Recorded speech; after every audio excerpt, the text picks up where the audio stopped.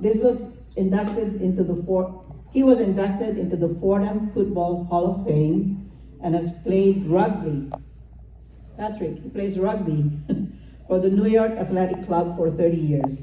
Please welcome our honored speaker, Joe Jordan.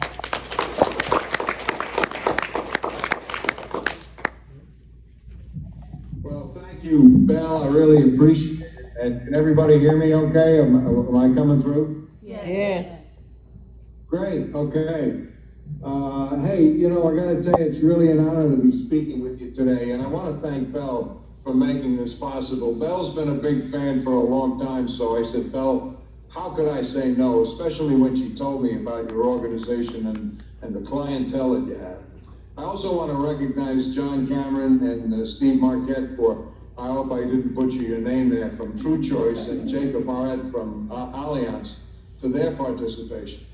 Let me tell you what my goal is today. My goal is to take this business from your head to your heart and talk about the great opportunity that we have in front of us, which I think we do. But before I do that, boy, how the world has changed, right? I mean, let me tell you about my COVID issue or situation. On March 2nd, 2020, I gave a speech in South Africa. March 6th, I was in New Zealand. March 10th, I got invited to the White House. A good friend of mine, General Jack Keane, got the Presidential Medal of Freedom, and he invited me. And then the next day, March 11th, in my apartment in Manhattan, it was locked down. You know, I got to tell you something. I was really lucky that it didn't happen earlier. If I had gone to New Zealand a day later, I might still be there. But I was grateful. I was grateful for the fact that I was able to do my around the world trip and my first and last visit, you know, to the White House. I think a positive mindset is really crucial in this business. And one way to promote a positive attitude is to be in the state of gratitude. Now, gratitude is a choice. It's not a skill. So you can do it tomorrow. And let me tell you about my gratitude experience. After I got back, on a Friday, I got a phone call from someone who said they heard me speak 6 years ago. They said I changed their life. And he was attributing a lot of his success to me. Now, I've gotten calls like that before, but this one was different. He does a thing called Gratitude Fridays. Every Friday, he calls someone and expresses gratitude for them in terms of their impact. I was just blown away. And if you want to create a positive mental attitude and you want to be in a state of gratitude, I suggest you adopt Gratitude Fridays. Believe me, you can't begin to see the number of people you show it to. And look, I'm 70 years old. There's a lot of people who should have been on my list before, and I've never expressed gratitude, and I regret that. It's one of the things I think that's very simply done, and I think it's there, and you should do it. But one of the greatest acts of love I think that you can give someone is gratitude. And I think it's the greatest act of love that you can do for someone else.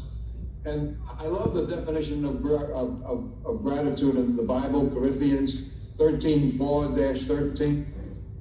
Love is gentle, love is kind, it does not envy, it does not boast, it is not proud, it does not dishonor others, it's not self-seeking, it's not easily angered, it keeps no records of wrong. Love does not delight in evil, but it rejoices in the truth. It always protects, it always helps, it always preserves, and love never fails. Yes. And when you are grateful, fear disappears and abundance appears. And no negative emotion can stand up to gratitude. Now, I really don't believe that this pandemic happened to us. I think it happened for us. I'm not saying this in the thing that I'm glad 1 million people died. No, it's just the fact that it existed, and so what impact did it have on our business? And I got to tell you something, in my 47 years of living in this business, okay, I lived through the high inflation of the 70s, the high interest rates of the 80s, the crash of 87, the dot-com crash, the 07-09 crash, and the Christmas Eve massacre of 2018. Now we have another bear market. And everyone has a long-term perspective. This is true in terms of human behavior until they have some short-term declines. Recording in progress. Okay, so here's an idea in case somebody is really, constantly talking about the market. Get their date of birth, you might have it already. Get the date they graduated from school and the date they got married. You want to hear mine? Now I'm 70, so I'm an old guy, all right? But the date I was born, the S&P was $21. Ooh. The date I got out of college in 1974, it was $98. When I got married in 1980, it was 109. Now, if you saw that the S&P is approaching 4,000, okay? It had a big day going up over 3,900. It's just one way to give someone a perspective. And I wish I could have heard some of the presentations that were there before, but a nice 10% buffer would do fine here, wouldn't it? So that's the RILAs or some of the indexed annuities that are out there, and then also the indexed life that you sell. But there's something new out there, and you know what it's called? It's called demand. I've never seen this before. According to LIMRA, the second quarter of 2021 saw a 34-year high in life insurance premiums with an increase of 21%. The third quarter of 2021 was up 18%. This increase represents the largest growth recorded from a 9-month period in 25 years. Look, clients are demanding more, and I think they begin to see that there's some vulnerability, and that's why I think this is a great opportunity for us to serve them properly. Now, the other thing you should know is my experience in financial planning culture focuses, one of the issues I have is that it always focuses on retirement, and it's at the expense of risk management. And then we had a decade of a bull market, so protection, took a back seat. But make no mistake about it, okay? Nobody on their deathbed says, call my broker. I really appreciate she beat the S&P by 2 basis points. It just doesn't happen. And here's the other part of it. When people get seduced into just doing nothing but wealth management, all right, here's the problem. It can be tough. People feel losses twice as much as they feel gains. And, even if someone has great performance, there's always someone who does better. But deliver a death claim, or pay someone's medical bills, or a disability or a long-term incident, it's a completely different issue. So when you change the way you see things, the things you see change. So I have to tell you, I had a varied career when I was at Payne, in my career, excuse me. I was a life agent. I ran insurance sales at Payne Weber. I really didn't pan the audience, but a lot of you should know what Payne Weber was. It was like a smaller Merrill Lynch. It was a wirehouse on Wall Street. And then I went to MetLife. I built their annuity business. I had all retail product development, and I introduced fee-based financial planning. So that gave me an interesting insight into financial services. And let me tell you what, and I'll tell you what that was. I felt that financial services as a whole was less client-centric than other industries. And I felt there were consequences for that. And that got justified because I saw a Gallup survey. This came out in 2012, all right? And the Gallup survey said this. It said that it talked about and looked at different professions relative towards believability and ethics. And the only ones that were below us were car salesmen and Congress. And I thought that would be problematic for us, and I think it has been. And guess what the first profession was? This is 2012. It was nurses. And I think you serve a lot of that clientele. And all of the other professions underneath nurses were all service organizations. And service organizations are built on 2 foundations: humility and maturity. And humble people don't think less of themselves, they just think of themselves less.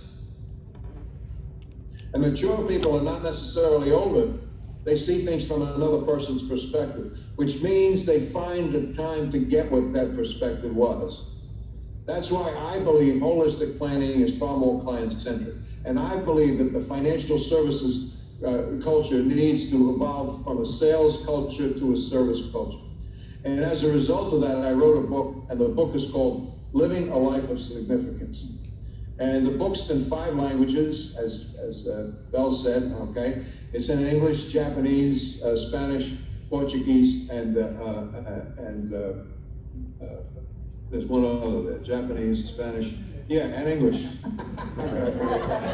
And, you know, I did it not just because I do stuff overseas, I did it because of the changing face of America. And you guys represent that, and I think you talk to a lot of people who represent that, and I think that's why it's important. And all the book is just simply a compilation of stories, that's all.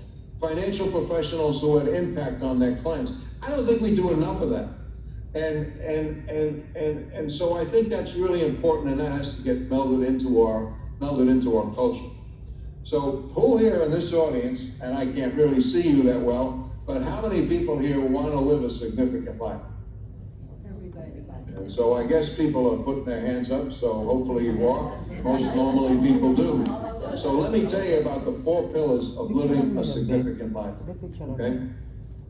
The first one's belonging. Well, it's belonging, purpose, storytelling, and transcendence, right. Sorry about that. Transcendence. So belonging. With the secularization of society, the decline of social media, the rise of social media, the decline of religion and family values, people have never felt more isolated and alone. Yale did a study and found out the more people use Facebook, the worse they feel. No one posts the dog died or the car blew up. And there's a new phenomenon out there, and it's called FOMO. And FOMO means the fear of missing out. Do you know that the UK has the Ministry of Loneliness? This is no joke. This is not John Cleese in Monty Python doing the Ministry of Silly Walk. People have never felt more isolated and alone, and that's a big issue. And so you should know too that there was a guy from the National Geographic, and what he does is he studies cultures that live longer. And you know what he says? He says isolation kills. And the fact of the matter that people were cut off, they're watching social media, which doesn't fulfill the opportunity to meet with people, and they never felt more isolated alone. That's why I want to talk to people. I'm trying to describe to you that there's things going on in our culture that goes beyond just our business, which I think is encouraging for us. The second one is purpose, and purpose requires a commitment that's greater than what's in it for you. And I heard a great definition of purpose at MDRT. In fact, I'm going there tonight. I'm going to be there in Boston, and I would urge everyone here, qualify for MDRT and go to it, because I heard something there that was worth a decade's worth of trips to MDRT, and it was the definition of purpose, this new one. Purpose is not the thing you do, purpose is the thing that happens inside of others when you do what you do. Notice the emphasis on others. And purpose is different from goals. Goals are things that you want to attain. You want a bigger house, you want more money, you want more recognition, all of those things, and all of those things are worthwhile, okay? But purpose are for things that you want to attain. And the great distinction between that, if you had to look at it, is think of your eulogy. No, it's a little bullish to be thinking that. How do you want to be remembered? And some people think that our purpose in life is to find meaning in life. I don't think that's what we seek. I think what we seek is to experience being alive. And there's no better way to experience being alive than in the service of others. Viktor Frankl, who wrote his world-famous book, Man's Search for Meaning. And this guy lived through a Nazi concentration camp, so he knows what he's talking about. He said this, he said, significance cannot be pursued, it has to ensue. And it can only ensue, and it can only do so as the unintended side effect of one's devotion to a cause greater than oneself, or as the byproduct of one's surrender to someone other than oneself. You can't live a significant life unless you benefit big people. And you do that for a living. Let me tell you what I think your unique purpose is. Your unique purpose is to make certain that the money outlives the people. That the money outlives the people. See, you have to insure against what can go wrong to gain the luxury to invest in what goes right. And now what about your value proposition? The value of the advice you provide and the products you sell is worth far more than what your clients pay for. Price is only an issue in the absence of the value. And let's explore your value. I think you represent intrinsic value. And intrinsic value is not measured by how much money you make, but by the size of the problem that you can solve. And you can tell me a profession that solves problems bigger than this.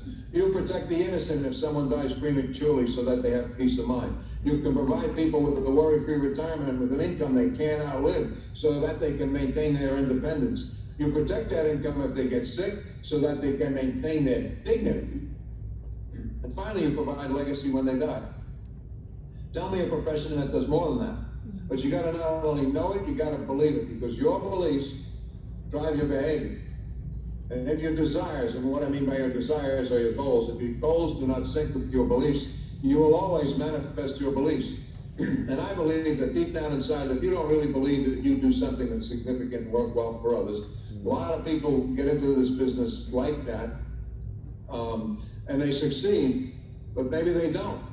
Because they could be subject to something which I know nobody talks about in financial services, and that's low self-esteem.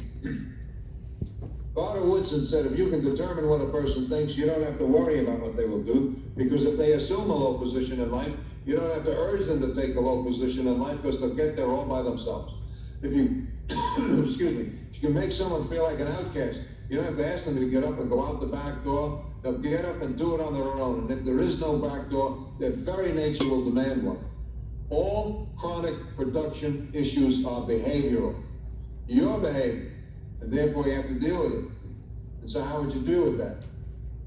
I think one of the things that's wrong with our business is the metrics. You all know how much money you make. You all know if you're going on a trip. You all know that. But one of the things, have you ever sat down and begin to look at the amount of face amount that you've created for people? The benefits that you've created, it's multiples of the premium. AUM is great, but it's finite. It is what it is. Premiums are a microcosm of the benefits that you've created. We had a top producer at MetLife who was going to quit. He was a young guy who was very successful, and he was sick of the business. He hated the prospect.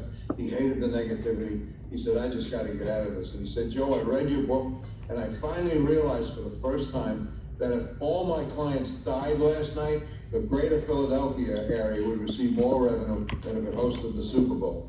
The guy had like 1.8 billion of life insurance in force, and he didn't even know that.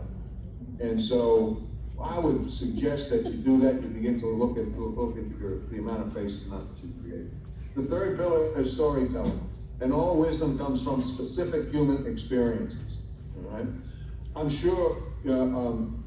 So stories.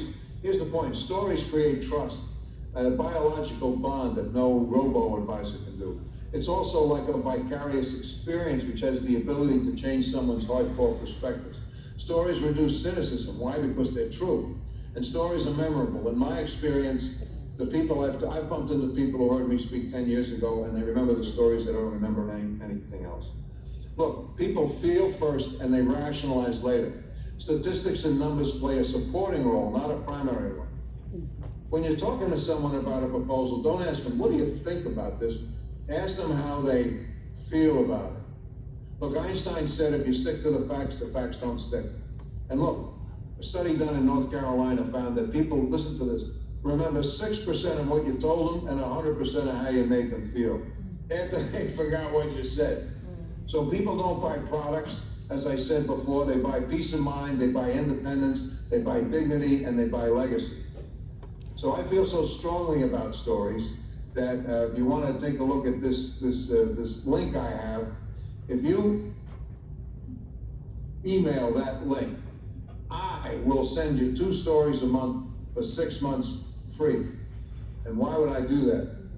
I'm doing that because I think one of the things it does, it helps you to get out of yourself, to begin to think about the potential impact you could have on people, and they're very emotional and stirring. The other thing is it might allow you to have more stories in your quiver that you could use with people, all right? And I think that's important. And so I'm going to wait here a minute. If you could just do that, it's josephjordan.com/story. Look, do it, okay? If you don't write this down, you're not going to do it. the stuff is free. And you know, there's always this thing that's called the rule of good intentions. Yeah, that's a great idea, Joe, so I'm gonna do it.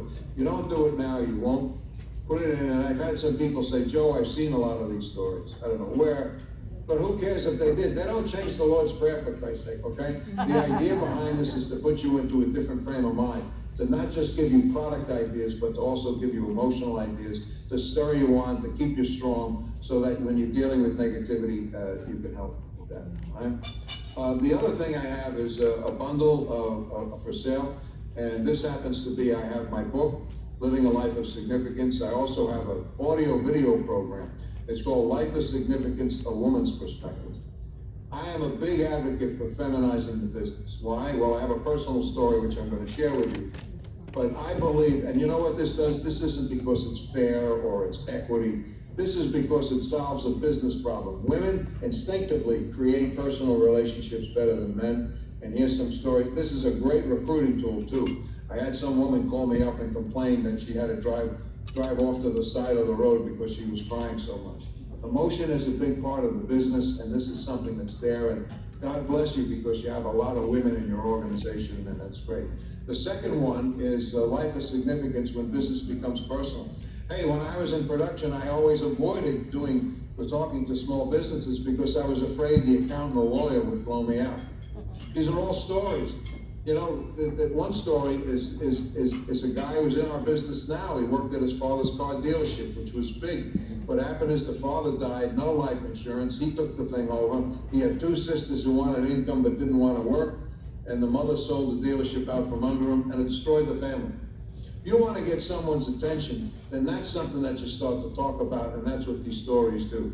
So you can see the special offers there. This stuff usually retails for $124. You can get it for $100. I would urge you to do that because I think it would help you very much, okay? The other reason that I'm focused on women is this, next slide, is life insurance is a women's issue.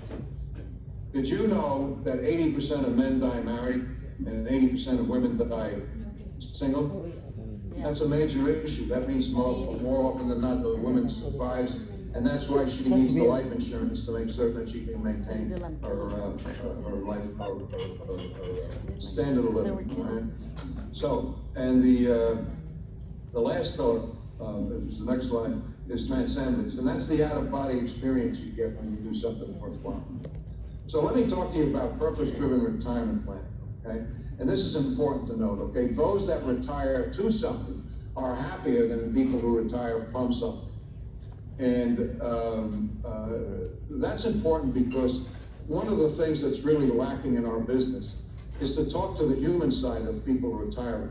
There's a great quote from one of the astronauts, and he said this, he said, if you think going to the moon is hard, try staying home.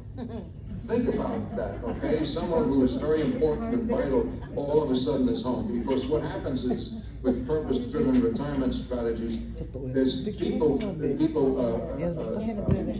have an unrealistic view of what retirement would be like. They can't wait until they go out and play golf or whatever. Next slide. So, here's the point, okay? Pleasure, which is what they think they're gonna get, cannot be sustained beyond the activity supporting it. But happiness and fulfillment are sustainable beyond the activity sustaining it. In the future, clients are looking for stuff more than just numbers, and they're looking for you to give them some ideas about what they're going to be doing in retirement, or at least ask them questions. So having said that, I like this next slide that talks about the wheel of fulfillment. And what's critical about it is this, is motivation you drive. However, inspiration drives you. If you would advance that further so they can see the full picture, right? So let me say that again. Motivation people talk about a lot in this business, but motivation you have to drive, but inspiration drives you. So during all periods of uncertainty, you have two goals. First, you have to contact existing clients. Periods of uncertainty are ideal to aggressively increase your client number. It's also important that you contact your clients that you already have and take their temperature and see how they feel. Look, people like to be asked. They like to talk about themselves, and they feel better because you ask them. Remember this, okay? The business is built on two principles, prospecting and everything else. Now, that's not a joke, that's for real, okay? Every meeting you go to, the prerequisite of that assumes that you're out talking to people. It's the biggest challenge that you've got, right? And there's a lot of negativity associated with that. There's a lot of fear associated with that. So let me tell you about the prospecting system that I grew up with, all right? It's called a daily contact commitment. I didn't make it up. My manager made me do it, and this was back in 1974. And what it is you make a commitment that you're going to contact X number of people a day. It could be in person, it could be walking in a hospital or doing what have you, but you ask at 10 people a day to speak. And this is what's important about it. You're managing to effort and not results. You're managing to effort and not results. You don't control your results. You don't control whether someone sees you. You don't control whether someone buys from you. You don't control interest rates, the stock market, or the Straits of Hormuz. The only thing that you control is your effort. And Gandhi said that true satisfaction doesn't come in the accomplishment, it comes in the effort. Total effort means total victory. Here's something else. The more you prospect, the better you feel. The better you feel, the more you prospect. And look, I don't think this is just something you do. I think it's a reaffirmation of faith. Faith that you do something worthwhile. And St. Augustine said that faith is believing in what you can't see. And when you have faith, you can begin to see what you believe. I'm not trying to get religious on you, but I do think there's a spiritual side to this business. Yeah. I believe knowing you labor for a higher purpose, it helps to inspire you to face rejection. Because the business is built on 3 variables. The quality of your work, the number of people you show your work to, and the reaction or non-reaction of people you show your work to. You control the first 2, you have no control over the third. Look, you can only help people who want to be helped. You can only help people who want to be helped by you, and you can only help people who want to be helped by you now. That's why it's important that prospecting is the most important thing to do. You can always follow up and learn the stuff later. Bottom line, you can always learn by doing, but we never do by learning.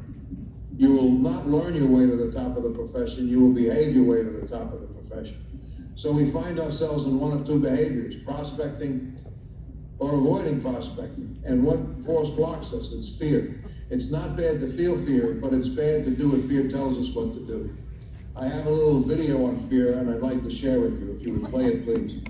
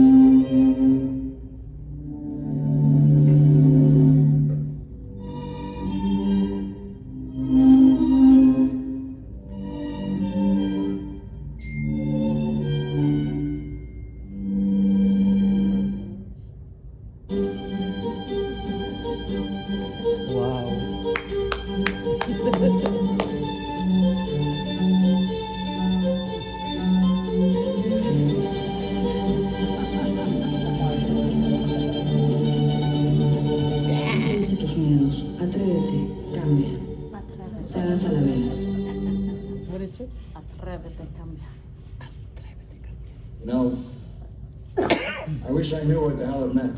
I know what it meant, and I'm sure some of you speak Spanish there, right? Is trying to do something new, right? Funny thing about fear is that it's an emotion, and it's in our mind. And you don't fight emotion with logic, you fight it with the other major emotion. And there's only 2, I think, and that's love.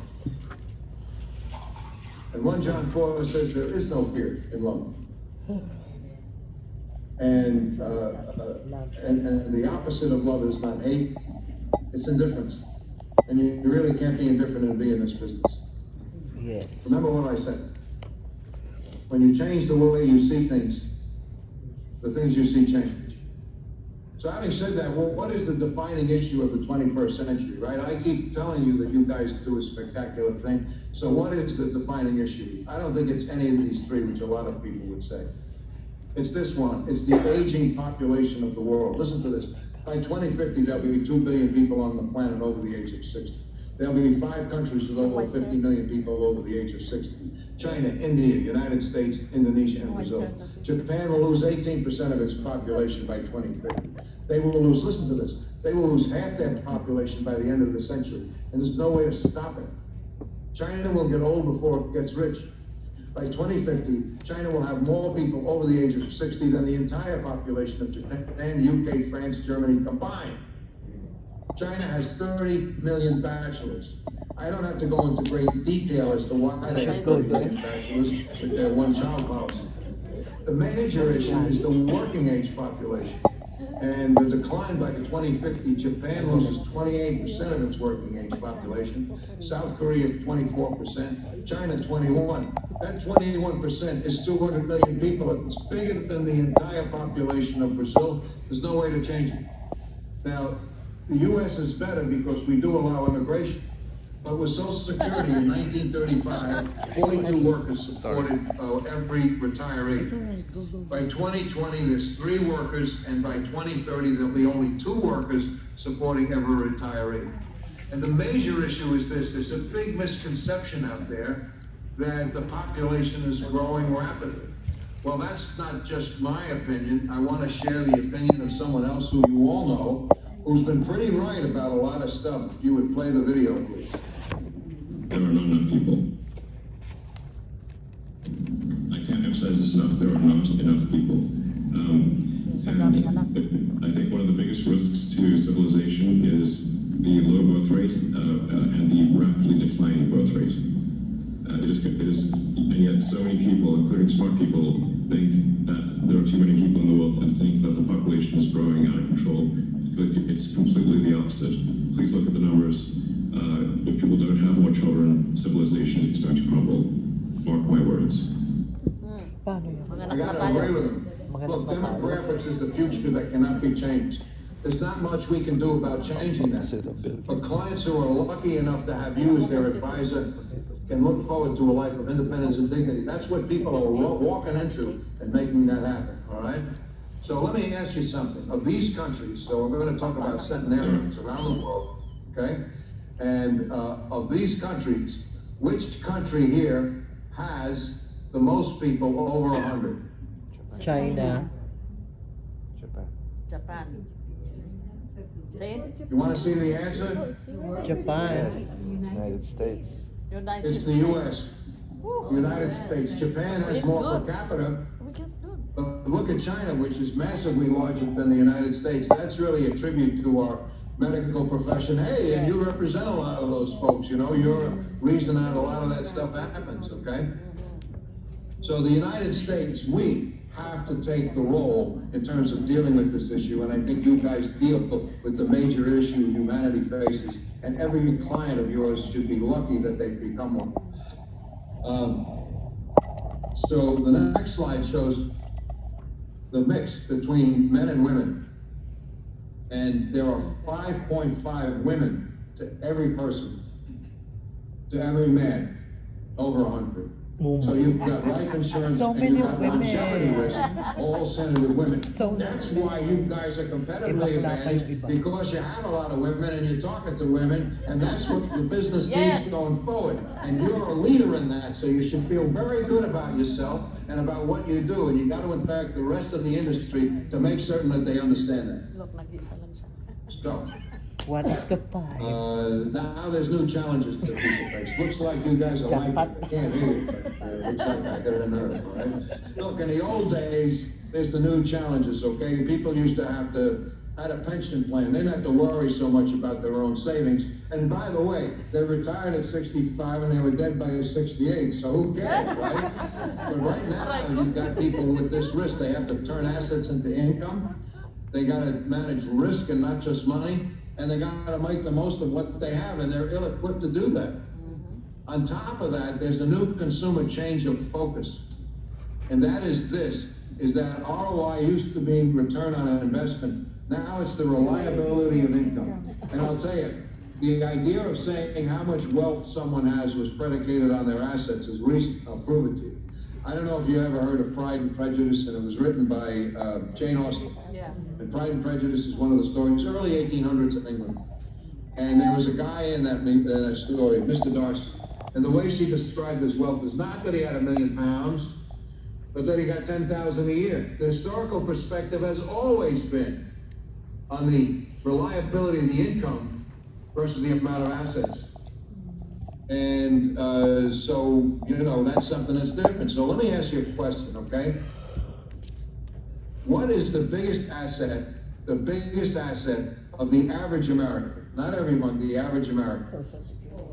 Well, guess what it is? The average American, the biggest asset, living to life expectancy, is Social Security. And Social Security has been the most successful program, I think, globally, in terms of helping people live a better life. But listen to this. You want to see something that's pervasive? Why you do something worthwhile, okay? 12% of men and 15% of women, listen to this, rely on Social Security for 90% or more of their retirement income. Do you hear what I said? Yes. 37% of men and 42% of women get 50% or more from their retirement income, just from Social Security. That's why it's the biggest asset, all right? So I'm going to give you some insight. This is an average person. It's not the highest level. And that's why I want to deal with the average people, because that's what we're charged with saving, okay?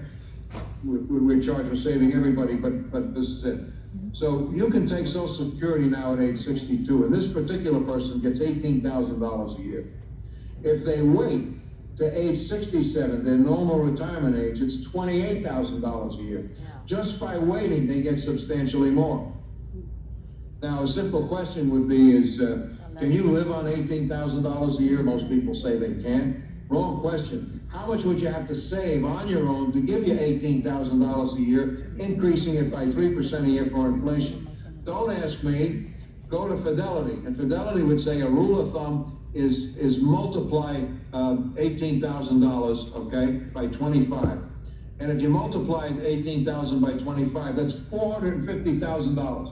How many people, because they don't understand the difference between assets and income, would think they have $150,000 in their 401k and think they're done?